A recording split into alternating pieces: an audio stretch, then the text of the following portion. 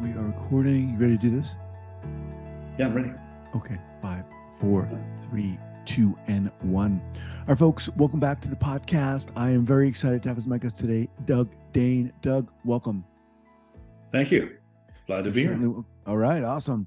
So Doug is a survivor who has risen above a past filled with kidnapping, physical, emotional, and sexual abuse, and violence to experience a life of freedom, gratitude, thriving relationships, and abundance. Now acting as an international keynote speaker and mindset mentor, he has turned his personal experience into a duplicable system to help people discover their true identity and live a life free of guilt or shame. It's outlined extensively in his debut novel, Mistaken Identity, a guide to letting go of a past that's holding you back. With his firsthand experience in tow, he's on a mission to guide those struggling to overcome a troublesome past, a brighter future for themselves, their families, and the world. Doug, welcome to the podcast. As I'm reading that, I'm thinking, this is for me. Let's go. But before we get going here, share with the listeners where you're from originally and where you are currently.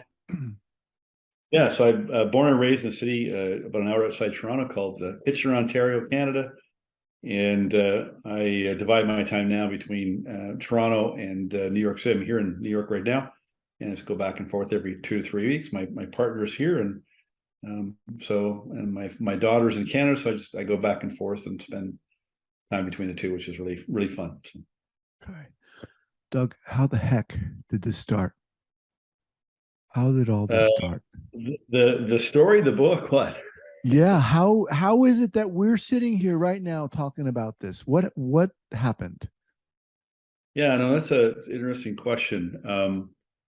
The story that is in the book came out in 2001. I was 39 at the time, and I had wrecked another relationship. So for me, coming from my past abuse and the resulting trauma of that, and all of course the junk that goes along with it in terms of how you feel about yourself, that was pretty much all blocked out most of my life. I early on, around 23, I got into business. I had come from a very poor family as well, and I was working in factories and gas stations and McDonald's and things like that. And I got into business, and I failed fairly quickly. I went bankrupt and trying to figure it out. And but then I became successful in business, started earning money. It's a kind of a separate story, but so that was 1991 through to 2001.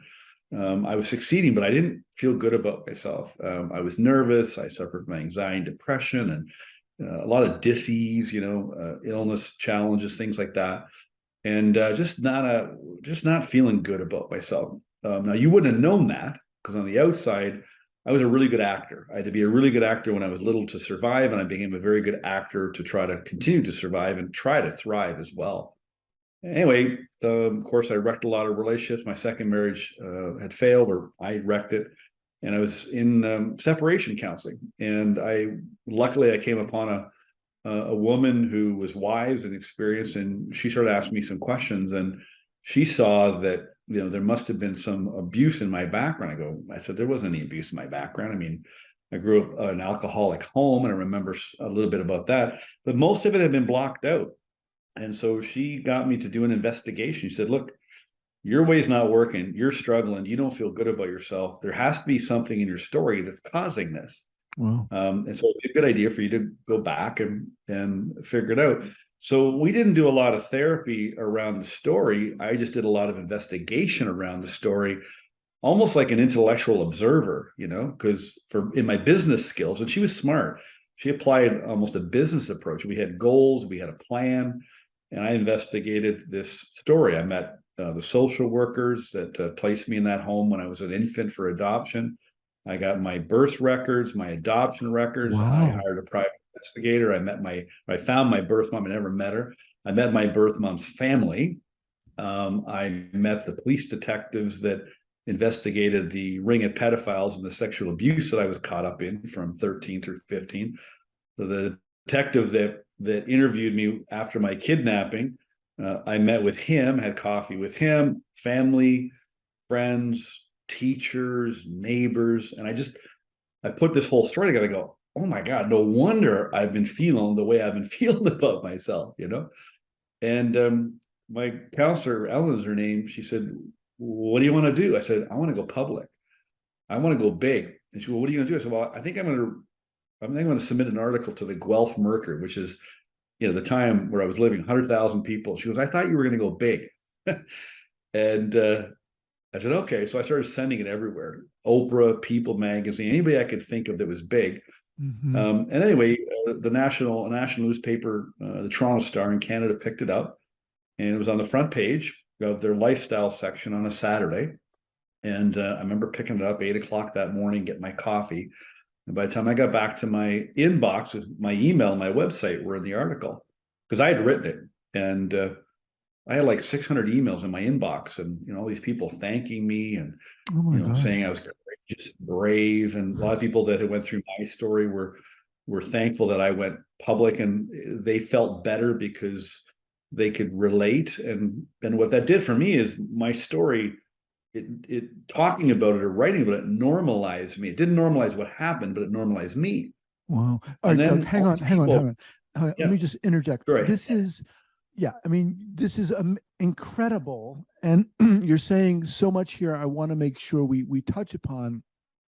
Okay. So you had said, you mentioned a couple times you blocked out what had happened. You touched upon your childhood and the abuse there, and you jumped a little to when you were in business.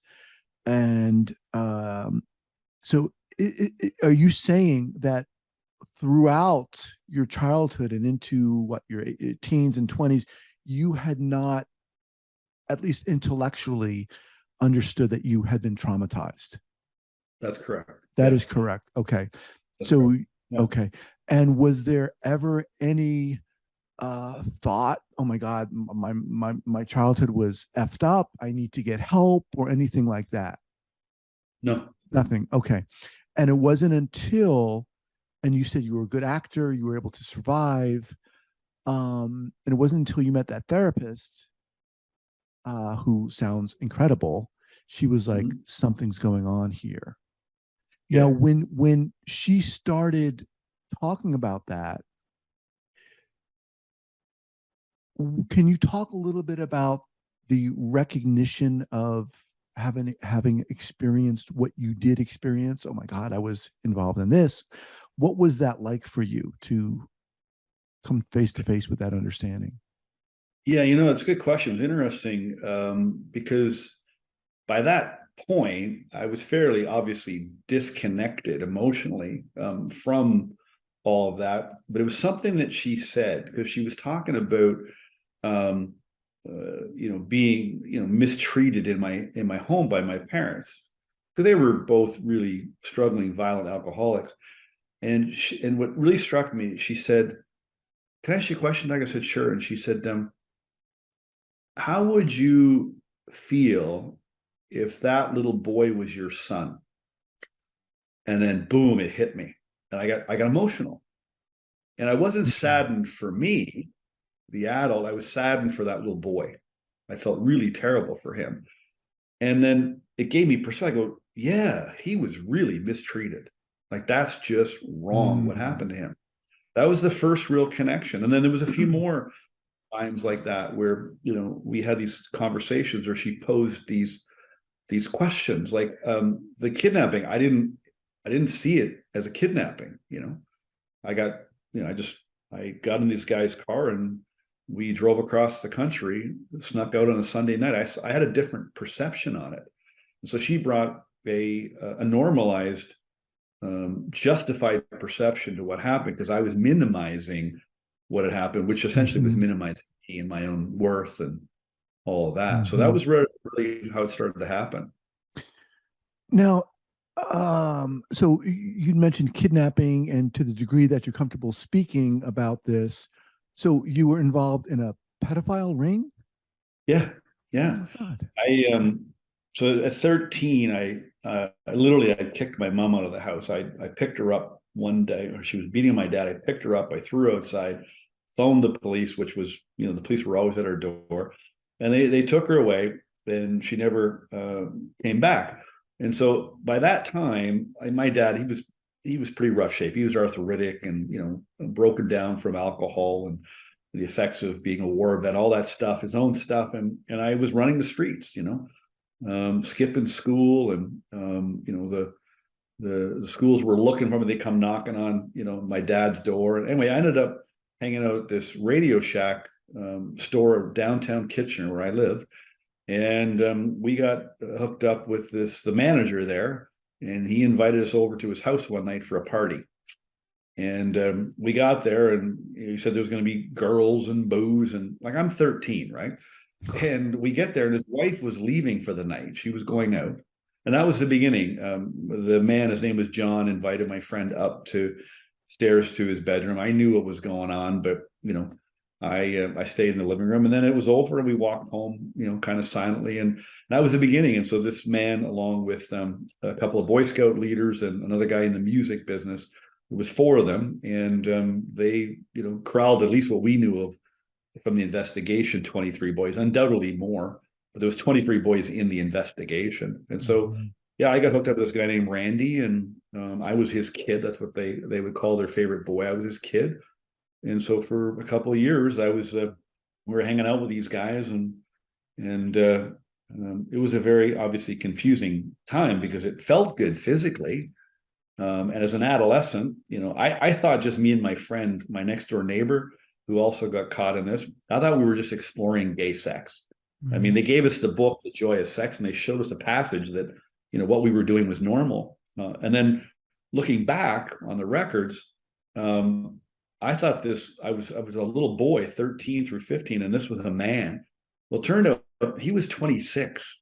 He was just a young man himself, you know.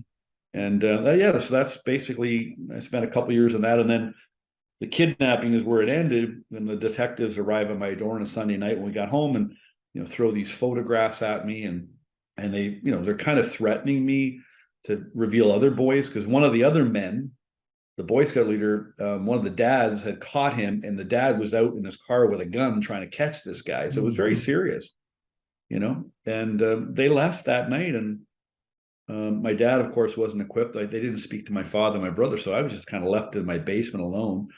And then I turned to drugs and alcohol, to quitting school, to kind of cope. And that's kind of what the next 15 through 23 was, just drunk and stoned and partying, and, you know, trying to cover up how lousy I felt about myself.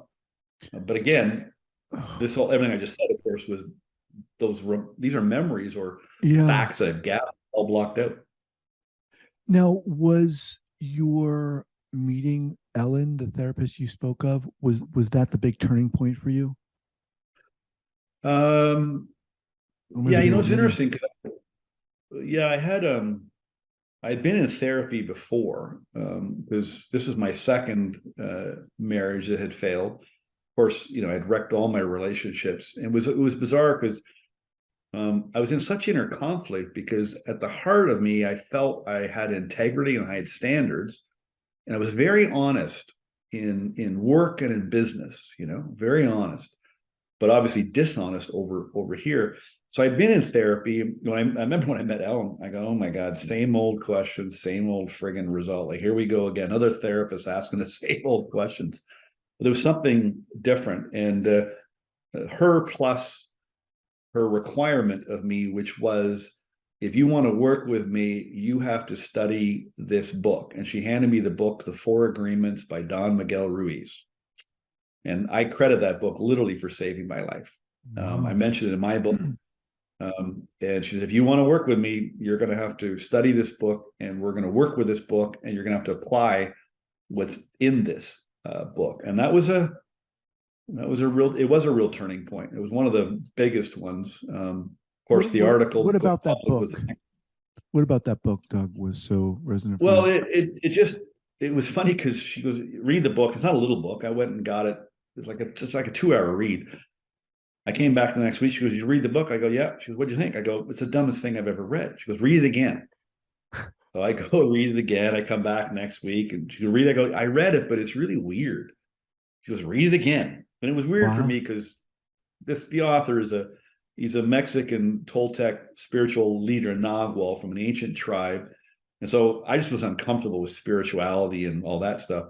But when I got into it, I go, this is so freaking simple.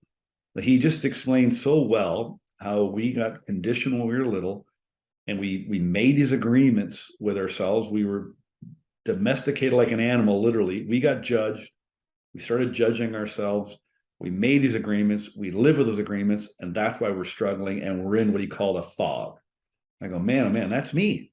Mm-hmm. And so I just love the simplicity of it, and the fact I just had to replace all my agreements with the 4 he gave me, which was be impeccable with my word, don't take anything personally, don't make assumptions, and just do your best each day. So I adopted those agreements, and it really gave me an understanding. No wonder I felt the way I felt about myself. No wonder, in spite of the things I'd been through, why I was doing what I was doing. So it let me off the hook, but it also got me to take responsibility, because Mm-hmm. I could have carried on with a real victim mentality, because I was for a long time.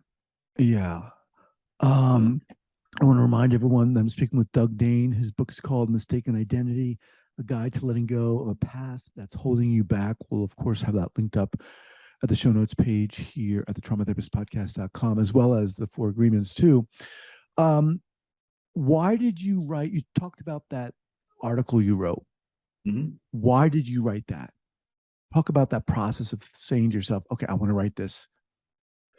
Well, through assembling the story and through the 4 agreements, I realized that I was living a lie. I was lying to myself. I was lying to others to cover up who I was or wasn't. And I was handed a lot of lies. And so I wanted to tell the truth. And I got inspired by an author, Dave Pelzer. He had 3 books: Child Called It, Lost Boy, and A Man Called Dave. And he had a really rough story as well. And so I related to him. I go, I'm going to write my story. And I just realized, and so when I first told somebody about the story before, so at first it was my girlfriend at the time, then it was my sister-in-law, that was a second person.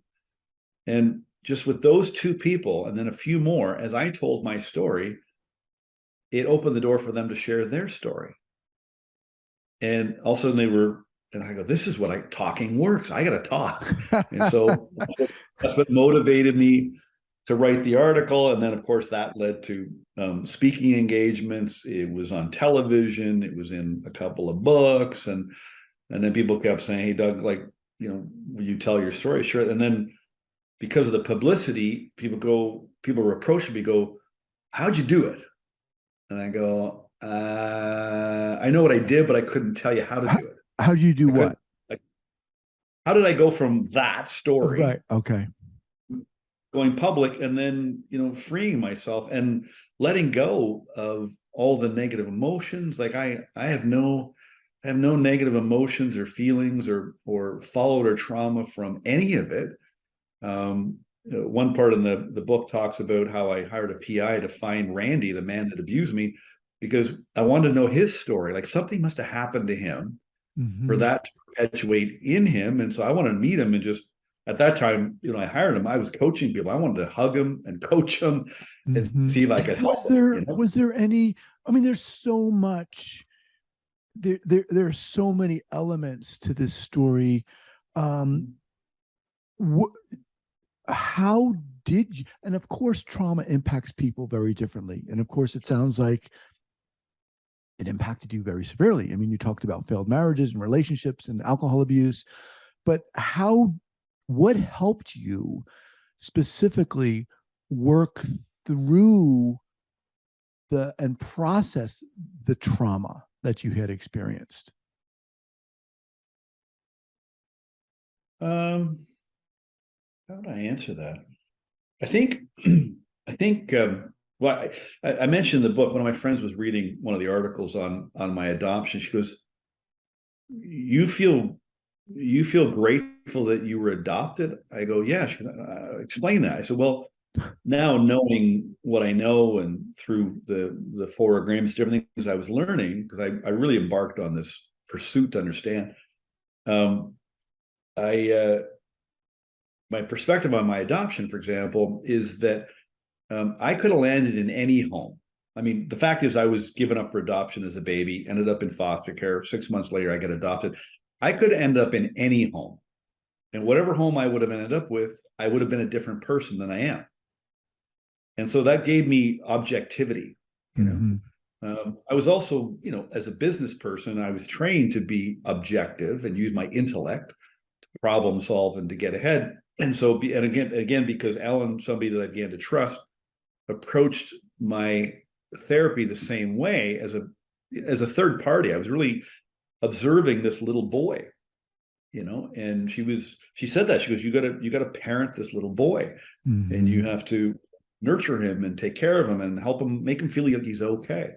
And so I think I just brought objectivity to it, and then really don't take anything personally. So very quickly I stopped taking the abuse personally. It didn't happen because of me.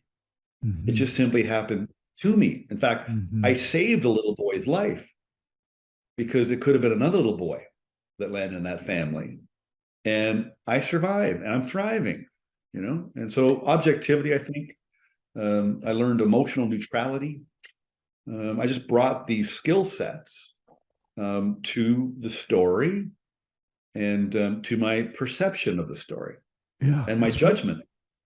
yeah. I mean, that's really interesting. It sounds like there was a confluence, a very fortuitous confluence of elements and events and meeting people that really worked well with your skill set and who you were to help you move through this process.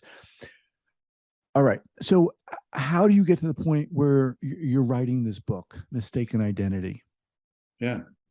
Well, so about 8 years ago, 2014, I found myself still, doubting myself and, nervous and uncomfortable.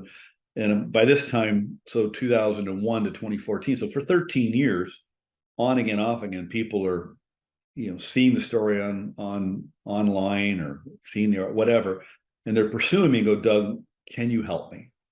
And I go, yeah, I really want to help you. And so I really want to understand how to transfer what I did, because I didn't want to send people to therapy. I didn't think that I don't think that's the answer for everyone. I think it's helpful, but ultimately that's not the solution or my solution.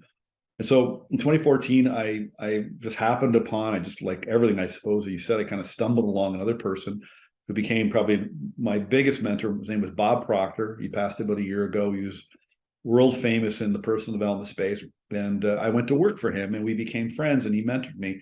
And I started to understand the power of my mind and how my mind actually controls my brain and my nervous system and my thoughts and my feelings. I didn't know that. Nobody taught me that. And so as I started to understand that, that was the final phase, if you will, to really the letting go. And Bob kept telling me, he goes, like, Doug, just let it go. Let it go. I go, Bob, you don't understand. He just laughed. And I said, no, you didn't go through what I went through, Bob. And, okay, Doug, whatever you say. He just kept saying, Doug, it's so simple, yet you're making it so complicated. You can just let it all go. I said, it's not that. Anyway, this on and on. Right? Well, And Doug, let anyway, me so interject for 1 second yeah. here. Can we just put a little focus on this? Your one statement there. You said he taught you that your mind was in control of ABC. What do you mean by that? Well, Expound on that. we have a gift that was given to us called our mind. Our mind operates our brain and nervous system. That was discovered in the late early 1900s. William James, one of the still greatest psychologists of all time. I mean, he discovered that. And a lot of the work that Bob had learned in his 50 years or so, studying the mindset and psychology and religion, all these different things, he discovered that through one of his mentors how the conscious and the unconscious mind actually operate, and how your thoughts and feelings direct the physical state. Our body is an Mm-hmm. instrument of the mind. And so we generally, I think most people just kind of live in a very reactionary way to what's going on around them. They're out the outside world. Things happen, people do things, they see things, they experience things, and they just kind of react. And we all have this conditioning from our environment, and we're brought up, with certain programming, and we see ourselves a certain way, and we just kind of habitually operate, day to day without thinking too much. And if you're struggling, you just kind of think this is your lot in life, and that's the way it is. Right. Well, I discovered that I could actually take possession of my own mind, use what's called accurate thinking, and I could start to, control what I was thinking about and control what was coming at me or Mm. what was in me. And I could look at it a different way. I could be objective. And whatever you think determines how you feel. Your feelings set up how this body feels. Like a lot of people I now know, a lot of people suffer from anxiety and depression. It's just quite simply they are worried about their future, and they're thinking way too far ahead, or they're looking at their past with guilt and resentment, and it causes them worry, doubt, and fear, and it presents itself in a state of anxiety, which moves to depression, and that ultimately Mm-hmm. turns into dis-ease. So I didn't know all that. I learned that, and that really made a big difference for me. So I started to calm down, became more relaxed, more equable. My anxiety disappeared. I just got more. And people go, Because it sounds calmer like you than were you being ever more been. conscious and intentional about Yes. your mind. And when Right. Bob was Yeah. saying let go, and you were like, Bob, you don't know. How did that unfold for you? Well, he just kept repeating it because I kept repeating the same old story. I got kind of sick of saying the same story over and over again. I go, I keep telling the same story. He just laughed, and he just kept reminding me that, because what I learned from a mindset perspective is the way the mind operates. It's creative and automatic, and it's goal seeking. It'll help you solve your problems and get where you want to go, but it only operates under certain rules. One, you must be in a relaxed state. Number two, you can't think too far ahead. And number three, you definitely don't look backwards on the past, because there's nothing Mm. back there to help you go forward. If there is, your memory will bring it up. And I was just talking about the past, thinking about the past. By doing that, that would trigger emotions about the past. It would bring back the guilt and the resentment and the shame from the past. So if you think about the past, you literally live and feel the past. Well, that causes you to struggle to go forward. He said, Doug, he said, he goes, stop talking about the past. Stop talking about it. Stop thinking about it. Just stop it. There's a great. Have you ever seen that? Have you ever seen that video with Bob Newhart on Mad TV where he's playing a therapist or a psychiatrist, Yes. Bob Newhart. and Yes, yes, she yes. comes in and he goes, Yes, "Stop yes, it, yeah. Stopit, Right. stop it." I remember that. Yeah. Yeah, and one of the things Bob said, he said, Doug, he said, your mind is a machine. That was proven. Your mind is a machine. You're the operator. He said, you're not operating the machine properly by thinking about the past. I go, you're right. And so he just kept reminding me to think properly, Yeah. because I was in charge of my thinking, and I was in charge of how I was feeling and all my results. He goes, it's all your fault, Doug. I go, what do you mean? He goes, well, you're responsible for your thinking. So if you're suffering, it's all your fault. You can't blame the store anymore. He says, you're an adult. You're 49 years old. Like, you're in charge now. And he was just, he was able to kick my butt in a very kind way. All right. And he was So right. yeah, how did he this is awesome, Doug. So okay, talk about the book, how that came about. Yeah. So I'm having all these conversations, and, working for Bob, I was running his coaching division. We had, at the time when I was there, we had 2,000 plus people, coaching people on this information. And of course, so I was helping them with their businesses, and of course, I was doing my own coaching, and I talked to thousands of people. I got my calculator out one day. I figured I probably I mean, 5 days a week, I was talking to people. I just went 8 years times, 52 weeks times 5, and usually, 2, 3 people individually, thousands of people. And everybody kept struggling with the same thing. I go, everybody has a self-esteem problem, or they have themselves wrong. They don't believe in themselves. They don't feel good about themselves. They have a low opinion of themselves. They have an inferiority complex. They have low self, and just like everybody I talked to, and a lot of successful people, right? They were doing really well. And I was the same way. I'm going, oh my God. And it just came, it was in my journal. I remember reflecting back on this. I think everybody has what's called a mistaken identity. They're stuck in a prison of their own making. The real villain is their conditioning and their upbringing and the system that now keeps them stuck. But the key to their freedom lies inside. If they could just understand their story and why they see themselves the way they see themselves, they could break free. And so then for 8 years, I'm writing this book in my head. But it's not like I wanted to write a book. I was trying to create this formula. And so just as I coached people, I just start to test the ideas, and I'd share with people, oh my God. And then people have these breakthroughs. And so I was assembling this kind of as I went. And then Bob said, when are you going to write your book? And I didn't want to write a book, even up until, just over a year ago. I was not looking to write a book, but the book was a great way to get the message out. And so anyway, I talked to somebody and I got a publisher, and I said, look, I'm not writing this book unless it's a really good book. It's got to work. If you get into this book with me and you go, Doug, you're off track, you can keep the money. We'll just walk away. I don't want to write a book, but I want to put a book out that helps people. And it's not just a book, it's a handbook. It's got directive, it's prescriptive, it gives you steps to take to let go, as Bob said. One of the chapters is called Let It Go, dedicated to him, is that this can happen really fast. I dragged it out way too long. I made it way too hard. I thought it was complicated. It wasn't. Bob was right. It's simple. It's easy. You just But why does it follow. not seem it is simple, but it's not. Yeah. I mean, a lot of people aren't doing it.